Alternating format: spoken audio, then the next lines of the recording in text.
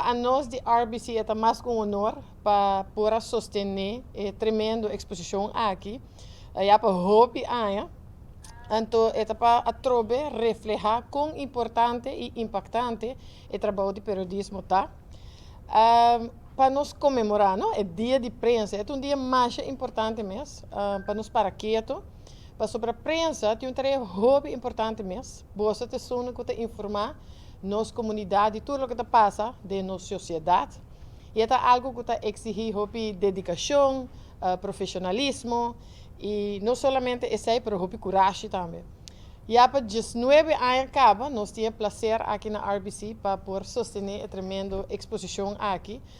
E a trobe, não? É reflejar o profissionalismo de periodismo na Aruba. E para nós é mais um honor para suportar nossa prensa e mídia local. E aqui, a exposição aqui também vai dedicar a diferentes personagens que conhecidos no mundo de periodismo e também de fotografia, como o senhor Cornel Jahun, senhor Richard Laclay e também o senhor Hilario Donker.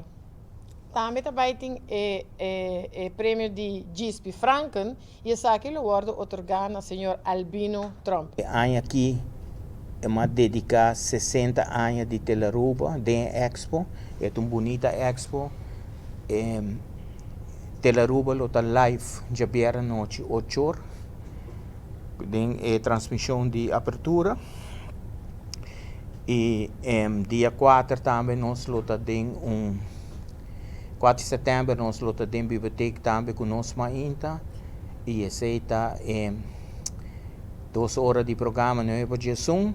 E dia aí nós vamos entrevistar diferentes fotógrafos na arriba no trabalho e com a Papi Ribe Expo.